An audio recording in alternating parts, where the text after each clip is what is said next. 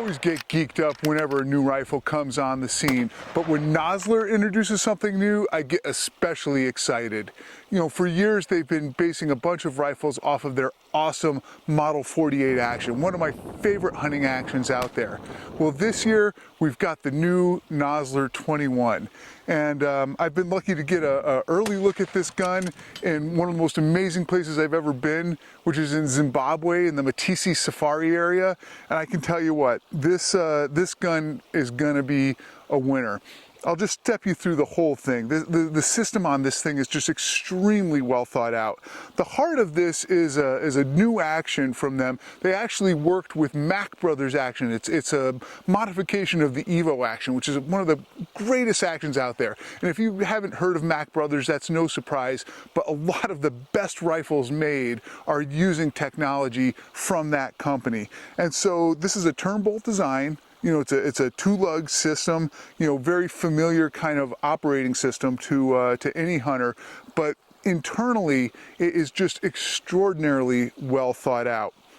For example, the recoil lug up here is a self-indexing design. The recoil lug isn't just sort of pinned on there or hanging on there. It has a recess cut around it that fits on the front of the receiver, and it's sort of in a kind of like an octagon shape, and it locks on there just rock solid securely. That adds like stiffness and reliability to the whole system. The other thing that's cool is that front piece that extends off the receiver actually gives the barrel a little bit more thread engagement into the action as well. So it's kind of a win-win. It's touches like that that are all throughout the Model 21. Speaking of the barrel is made by Schillen. You know, they're based down in Texas, and they make utterly accurate, fantastic barrels. You know, it has a recessed target crown. You know, all of the stuff out of there is dead nuts accurate. The trigger on this, again, beautiful. They went with a Trigger Tech trigger. Trigger Tech, based out of Canada, makes some of the finest triggers for hunting and competition you're going to find. This one's user adjustable from like, you know, little over 2 pounds to, you know, however high it is you want to go. Crisp, smooth, even single stage action.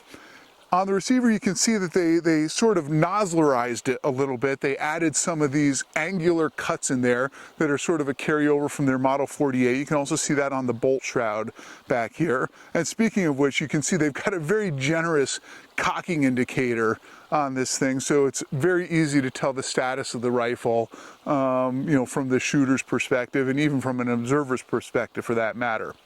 The action itself, the bolt is serviceable by the user in the field. It's toolless takedown, so that if the thing gums up on some hunt, or you know, you get mud or ice or something in there, you can take this apart, rinse it out in the water, knock it off, get it back together, and you're back in action. The stock on this, very trim, lightweight carbon fiber stock. The weight on this whole rifle is you know, probably in this like 7-pound range or something naked, I would guess. I don't have a scale out here, so I haven't been able to tell, but this thing balances like a dream and it's just handy as hell.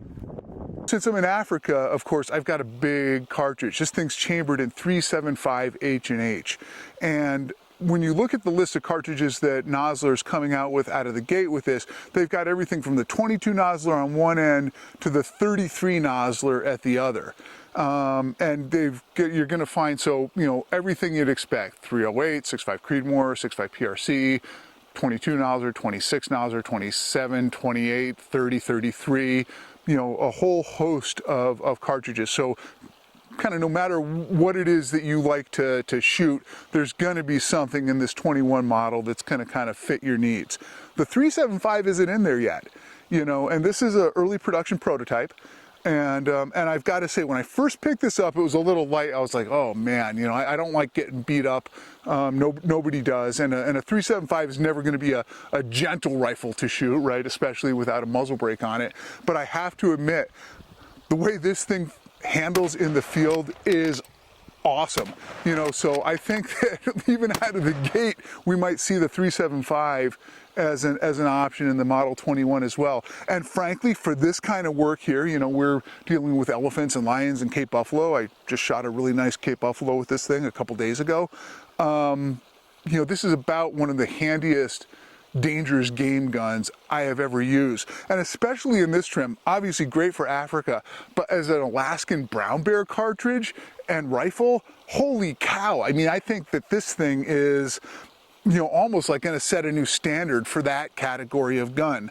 So anyway, Nosler has really just knocked it out of the park, I think, with this. You know, I'm excited when I get back home, I'll do some more accuracy testing, you know, to really kind of put this thing through the paces. You know, I haven't been able to do my kind of full field evaluation because, again, we're using this for the first time in Zimbabwe.